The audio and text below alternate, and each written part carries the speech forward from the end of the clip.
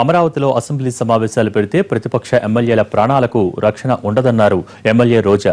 అసెంబ్లీలో అడుగుపెట్టినప్పటి నుంచి తనపై కక్ష సాధింపు చర్యలకు దిగుతున్నారని ఆరోపించారు.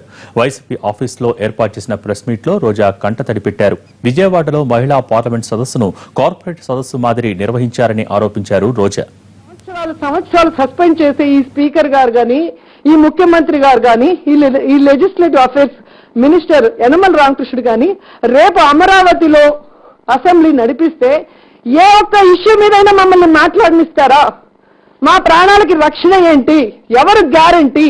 ఈరోజు డీజీపీ సాంబశివరావు గారు మాట్లాడిన మాటల తర్వాత మాకున్న నమ్మకం అంతా కూడా పోయింది.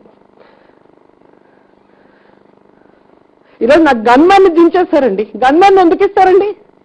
మా ప్రాణాలు కాపాడటానికి. అలాంటి గన్మెన్ నీకేం పనరా అని చెప్పి దించేశాడు. నా ఫోన్లు తీసుకున్నారు, నేను ఎక్కడున్నానో తెలీదు. ఈ రోజు నేను అసెంబ్లీలో అడుగు పెడితే అది జీర్ణించుకోలేక అది అసెంబ్లీలో ఉంటే నేను అసెంబ్లీకి రాను, రూల్స్ కి విరుద్ధంగా అయినా పర్లేదు, 1 year సస్పెండ్ చేయండి, నేను చూసుకుంటానని చెప్పాడు. అంటే ఎంత అహంకారమో చూడండి, ఎంత మహిళా వ్యతిరేక చూడండి, ఎంత సెంటిమెంట్ లేని మనిషి చూడండి. కోర్టులో చెప్తాడు అసెంబ్లీని శాసించే హక్కు కోర్టుకు లేదన్నప్పుడు ఎందుకు గవర్నమెంట్ తరఫున మీరు కౌంటర్ దాఖలు చేశారు? మీకు అనుకూలంగా ఇస్తే కోర్టులు గొప్పవి, నాకు ఇంట్రీ ఆర్డర్ ఇస్తే లోపలికి రానికుండా కుక్కను కొట్టినట్టు కొట్టి బయటకు పడేస్తారు నన్ను. ఆడవాళ్ళని వ్యభిచారులకు దించుతుంటే అది తప్పు అని ప్రశ్నించడం తప్ప నేను చేసిన తప్పేంటి? బోండామ్మ కన్నా తప్పు చేశానా? అచ్చెన్నాయుడు కన్నా తప్పుగా మాట్లాడానా? వయసు భయపడ్డా సిగ్గు లేకుండా మాట్లాడుతున్నా. పెద్దలాగా నేను మాట్లాడానా? నేను మాట్లాడిన మాటలు డబ్బింగ్ చెప్పి 5-6 డ్రెస్సులు ఎడిటింగ్ చేసి అసలు మొత్తం అసెంబ్లీకే విరుద్ధంగా మీరు చేసిన పనులు అందరూ సిగ్గుతో తలదించుకునేలాగా చేస్తున్నారు. ఇదేదో తెలుగుదేశం పార్టీ ఎన్టీఆర్ భవన్ అనుకున్నారండి? అసెంబ్లీని అదేలాగా పెట్టారు, అలాగే జాతీయ మహిళా సదస్సుని అలాగే పెట్టారు.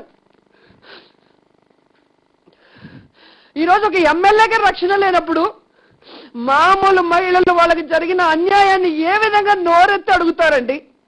ఏ విధంగా నోరెత్తి ప్రశ్నిస్తారు? పోలీస్ స్టేషన్లకు వెళ్ళి కంప్లైంట్లు ఇస్తారు. నిన్న కర్నూలులో జరిగిన రేప్ విషయం 24 గంటలు డీజీపీ ఆఫీస్ చుట్టూరు మహిళ వాళ్ళ భర్తను పెట్టుకుని తిరిగితే కంప్లైంట్ తీసుకునే వాళ్ళు లేరు. ఏ హత్య చూసినా, ఏ రేప్ చూసినా, ఏ దాడి చూసినా దాని వెనక తెలుగుదేశం పార్టీ నాయకులు కార్యకర్తలు ఉన్నారు. మీరు ఏం న్యాయం చేశారు?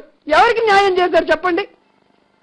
ఈరోజు జరుగుతుంది కామన్ మహిళా సాధికారిక సదస్సు, లేకపోతే కార్పొరేట్ మహిళా సాధికారిక సదస్సు నేను అడుగుతున్నాను. ఖచ్చితంగా రాజధానిలో మట్టు అసెంబ్లీ జరిగితే ప్రతిపక్షానికి ప్రాణాలకి హాని అనేది ఈరోజు క్లియర్ కట్గా నాకు